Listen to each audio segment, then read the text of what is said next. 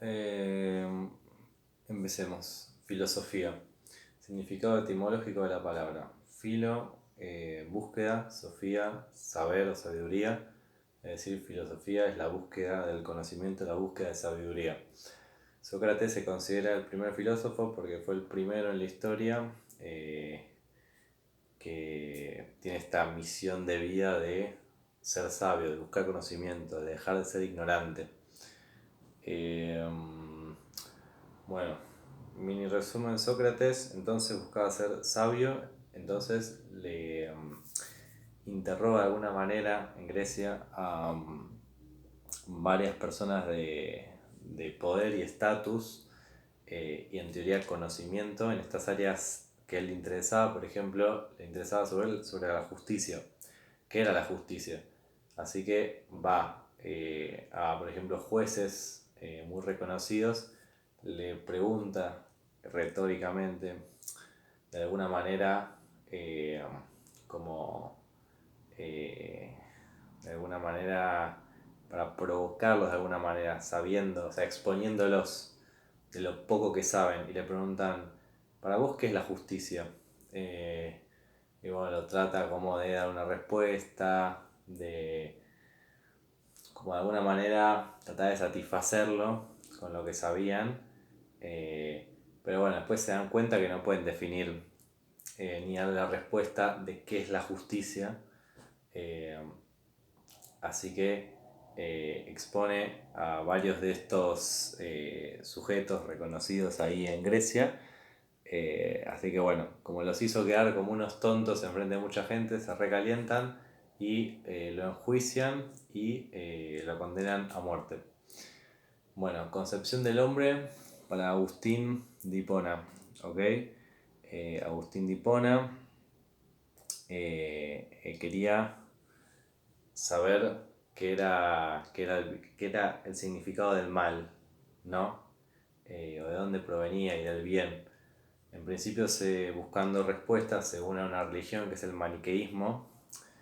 Los maniqueos creen en el poder del mal representado como la ausencia de luz y el poder del bien representado como la luz. Es decir, como un sentido muy literal, todo objeto que produzca sombra es mal. Eh, Nuestros cuerpos también son, en teoría, eh, objetos que producen mal porque producen sombra. eh, y todo lo que no, entonces es luz. Eh, entonces, eh, y los mariqueos pensaban de que las buenas acciones y las malas, es decir, todo lo que hacemos es porque hay dioses que nos controlan como si fuésemos marionetas. O sea, cuando hacemos una buena acción, no es que nosotros elegimos hacer una buena acción o una mala acción, sino que los dioses me usaron a mí para manifestarse y hacer una buena acción o una mala acción, depende qué Dios se manifestó en ese caso, de alguna manera. Eh, Así que San Agustín de Hipona, no muy convencido con esta religión, se une al cristianismo, pero en el momento que se une ve que tiene varios baches en la teoría de cómo están hechos, así que se une y cambia algunas concepciones, como por ejemplo eh, esto de la libertad, de que no es que simplemente vos no tenés ningún tipo de libertad de elegir y que Dios controla todos tus actos, sino de que no. Esta religión dice que bueno, Dios nos ama tanto que nos hizo libres, nos hizo con el libre albedrío, para que nosotros podamos elegir entre lo que está bien, es decir, lo que Dios quiere que hagamos, y lo que está mal, lo que Dios no quiere que hagamos. Cuando pecamos, es decir, hacemos lo que está mal, nosotros elegimos voluntariamente hacerlo, tentados por el diablo, ¿no? Dice esta religión. Y cuando pecamos, como nos gustó el sabor de ese pecado, porque bueno, eso es parte del pecado, ¿no? De por qué lo hacemos. Cuando uno peca, después al sentir ese sabor, suele seguir pecando, ¿no? Y esta religión entonces, Agustín de Hipona va a decir de que cuando vamos pecando, vamos perdiendo nuestra libertad de elegir hacer las cosas bien. O sea, mientras más pecas, más querés seguir pecando, ¿no? De alguna manera. Y entonces cada vez tenés menos libertad para elegir, cada vez estás más atrapado, más encadenado eh, a, a obrar mal, ¿no? Y cuando llegas al punto en que ya no puedes elegir, como por ejemplo un drogadicto, que ya por sí mismo ya no puede elegir salir de ahí, ya está encadenado a eso, entonces Agustín de Hipona va a decir de que vos podés pedir la gracia divina, que sería en la modernidad sería ir a un confesionario, confesar tus pecados y eso te va a devolver toda la libertad que tenías y empezar de cero. Ok. Bueno, esa fue la concepción del hombre para Agustín de Hipona, un hombre religioso, y ahora la concepción del hombre para Sartre.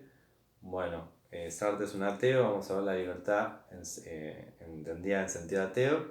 Ok, esto si no me equivoco, estamos en existencialismo. Ok, existencialismo va a decir de que vieron en la religión eh, lo que se dice es que primero nosotros somos almas, ¿no? Algo etéreo, y después esa alma se manifiesta en un cuerpo en nosotros. O sea, primero fuimos almas, ahora somos cuerpos y después volvemos a ser almas. Eh, Esto va a decir, este Sartre, este ateo va a decir no. Nosotros primero existimos, esto lo quiero corroborar, ok, existencialismo, bien, primero existimos y después se forma nuestra alma, es decir, nosotros cuando recién nacemos somos una tabla rasa, o sea, un lienzo en blanco, que mientras nosotros vivimos vamos desarrollando nuestra personalidad. O sea, él lo va a llamar esencia, pero sería ponerle un sinónimo de personalidad. En cambio, San Agustín cristiano va a decir no, al revés, como la religión, el catolicismo. Somos almas y después somos cuerpos. Bueno, Sartre no. Primero existimos y después somos esencia o alma.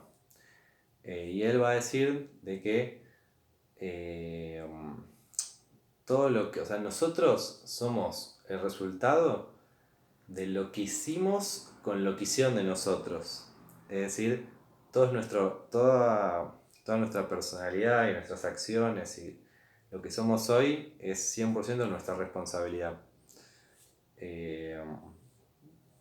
Y negar este hecho, para Sartre, lo va a llamar mala fe. Y cuando aceptás de que toda tu vida y todo lo que haces y lo que hiciste y lo que vas a hacer es tu responsabilidad, solo tu responsabilidad, viene la angustia. La angustia de eso, del peso de que toda tu vida sea responsabilidad tuya. Bueno, eso ya está. Bueno, y también van a coincidir con Agustín de Hipona de que tenemos libre albedrío. O sea, los dos, justificándolo de maneras distintas, van a decir que tenemos la libertad de elegir. Bueno, ahora vamos, estas fueron concepciones del hombre, o sea, formas de ver al hombre y su libertad y sus elecciones, etc. Ahora, concepciones del conocimiento, o sea, el origen del conocimiento. Hay dos teorías fundamentales, está el racionalismo y el empirismo. Racionalismo, que viene de razón, Su principal exponente, en este caso en la época moderna, va a ser Descartes, que es el que dice la famosa frase pienso, luego existo. Eh, el chabón va a justificar de que todo el conocimiento va a provenir de la razón, de la mente, de las ideas, de la lógica, del pensamiento crítico y nada de los sentidos. Porque parece que los sentidos nos engañan. Por ejemplo, yo veo a la ventana y veo muy a lo lejos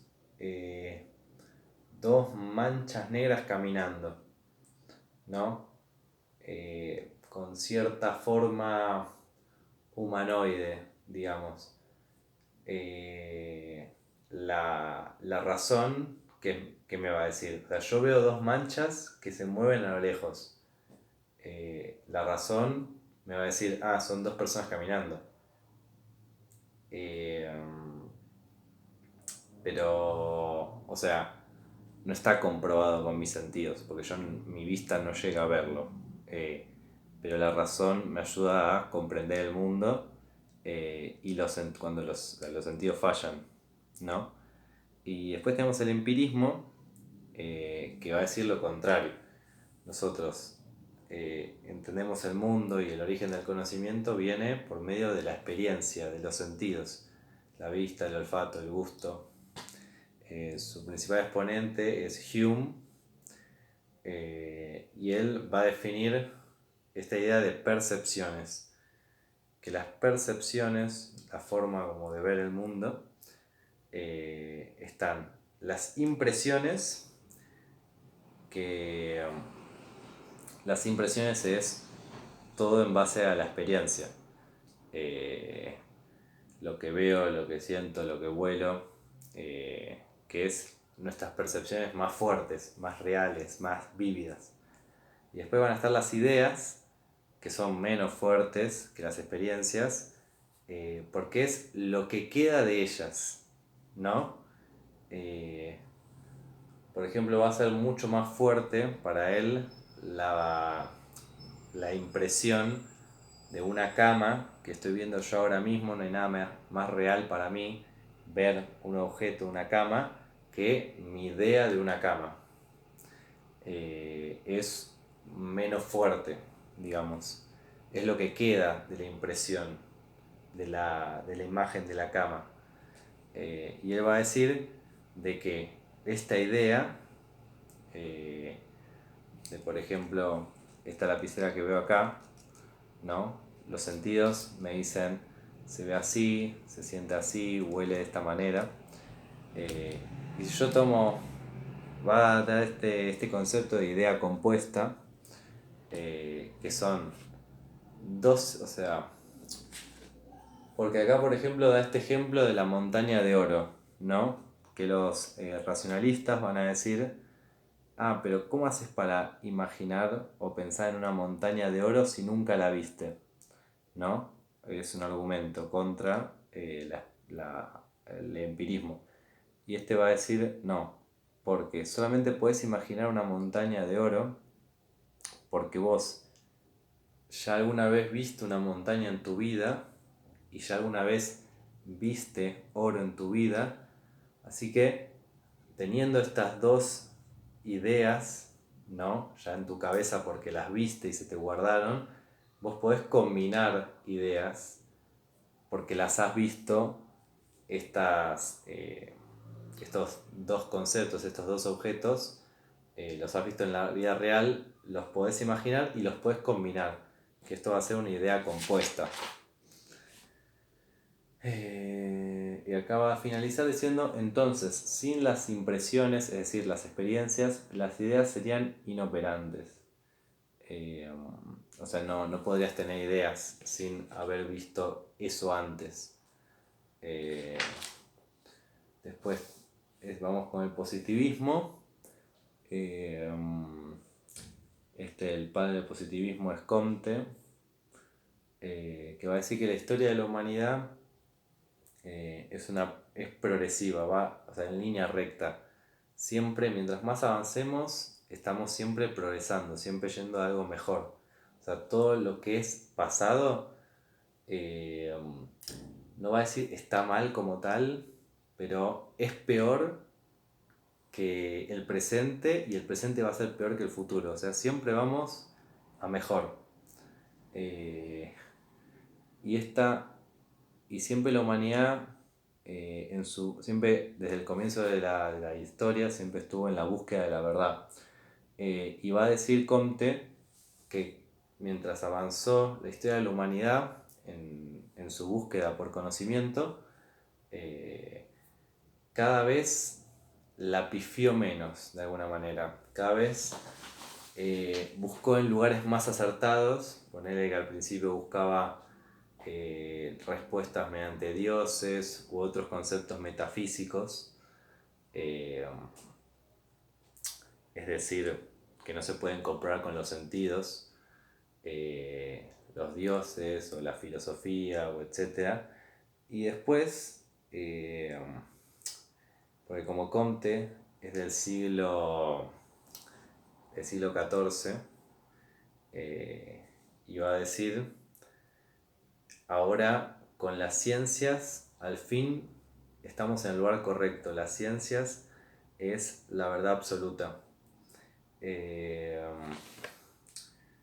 ok, dice, ok, todo lo de antes estaba mal y todo lo que sí es progreso, es mejor, es más evolucionado.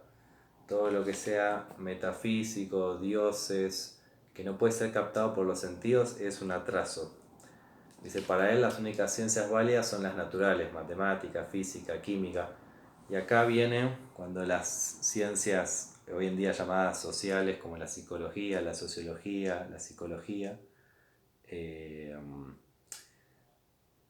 van a querer pertenecer a ser ciencias naturales, para ser consideradas ciencias válidas. Porque cuando ahí entró el positivismo, con esa fuerza desplaza estas ciencias sociales y las obliga de alguna manera a seguir el método científico, o sea, métodos positivos, que sean observables, que sean validados por la experiencia, por el conocimiento científico, que puedan ser repetidos en un ambiente controlado, o sea, todas características de las ciencias naturales como la matemática, la física, etc.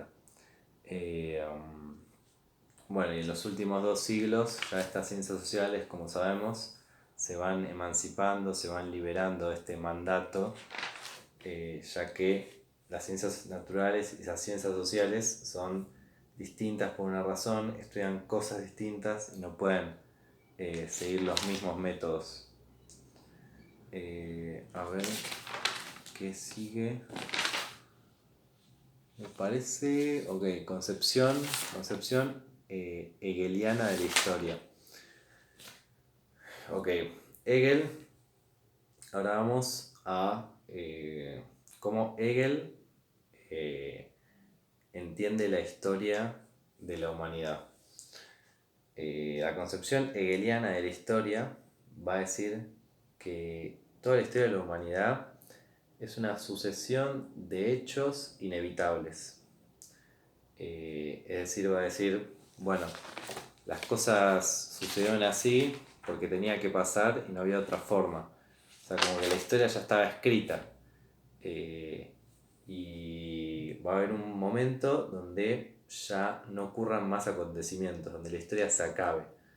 Va a haber como una analogía de una alfombra, la historia de la humanidad como una alfombra que se va desenrollando, donde como que ya todo estaba preestablecido y se va a desenrollar hasta que en un momento termine. Es decir, va a decir, los acontecimientos de la historia son necesarios, o sea, tuvieron que pasar de esta manera y no pudo haber pasado de otra manera. Ok, bueno, y esta es la visión de las escuelas, o sea, toda nuestra educación, siempre en respecto a la historia, fue explicada desde causas y consecuencias. O sea, bueno, Segunda Guerra Mundial pasó, por esto y por lo otro, y estas causas dieron estas consecuencias, pero nunca nos explican, o, o se abre el debate de, che, pero esto tenía que pasar de esta manera. ¿Cuáles son otras formas en las que pudo haber eh, desencadenado? Ok, pasaba esto y esto en el mundo, pero era necesario, no sé, tirar la bomba atómica. Eh, por ejemplo, ver otras maneras, analizar el contexto histórico completo. Bueno, Hegel no va a pensar de esta manera.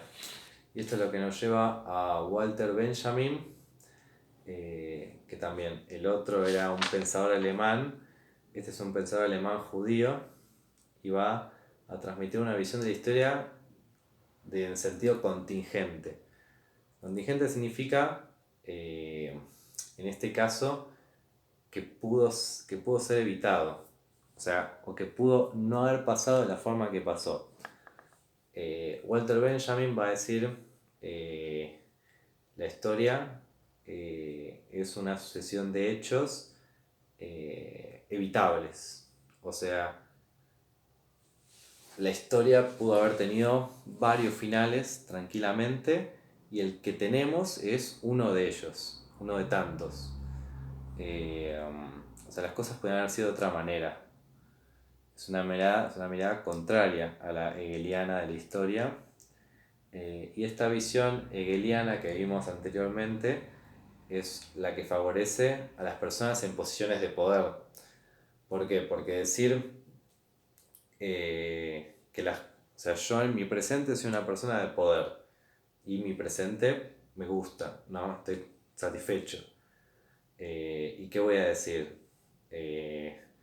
La historia tuvo que ser así y no había otra manera de cambiarla, de que sea de otra manera, porque eso me va a beneficiar a mis intereses, porque si yo digo que la historia pudo haber sido de otra manera, eh, va a quedar cuestionado la posición en la que estoy, o sea, es decir, por ejemplo, todas las clases sociales empobrecidas, si vos le decís que las cosas pueden ser de otra manera, en vez de que simplemente agachen la cabeza y estén convencidas de que, bueno, es lo que tocó, viste la clásica frase, no sé, gente trabajando 20 horas por día y bueno, es lo que tocó, hay que trabajar, es lo que tocó.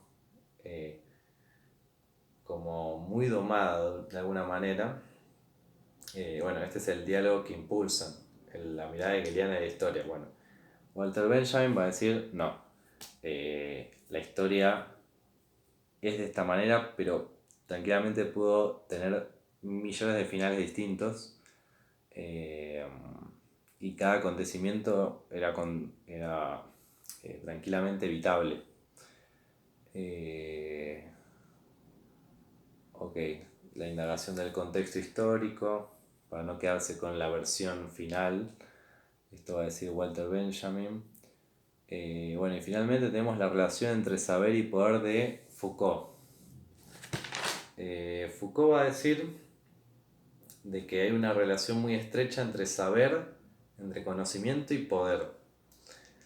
Eh, y acá el profesor nos va a dar un ejemplo de nosotros como estudiantes, si realmente quisiéramos conocimiento como tal, conocimiento sobre educación física, sobre deporte, sobre fisiología o anatomía, no tendríamos por qué anotarnos en un profesor de educación física. Podríamos leer libros de autores reconocidos y así obtener conocimiento. Pero nosotros vamos a estudiar un profesorado porque buscamos una posición de poder. No entendido el poder como una palabra negativa, sino, por ejemplo, porque queremos un mejor trabajo o un trabajo determinado. Eh, Queremos conocimiento validado por estas instituciones que nos hagan después pasar de tener relaciones de saber, profesor-alumno, a relaciones de poder, profesor-alumno. Acaba de decir que las relaciones de poder generan relaciones del saber. ¿Por qué? Porque las relaciones de poder, por ejemplo, yo psicólogo, vos paciente, yo al tener experiencias con pacientes, obtengo conocimiento que después puedo plasmar ese conocimiento en un libro, generé un saber y después ese libro es leído por estudiantes de psicología, obtienen el conocimiento de mi libro, se reciben, atienden otros pacientes, es decir, gracias al conocimiento que yo produje mediante una relación de poder, ellos obtienen ese conocimiento y ellos, atendiendo pacientes, ejercen relaciones de poder, psicólogo-paciente, y el ciclo se repite.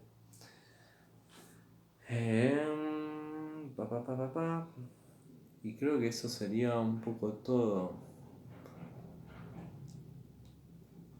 Ok, cualquier duda me consultan. Creo que es todo.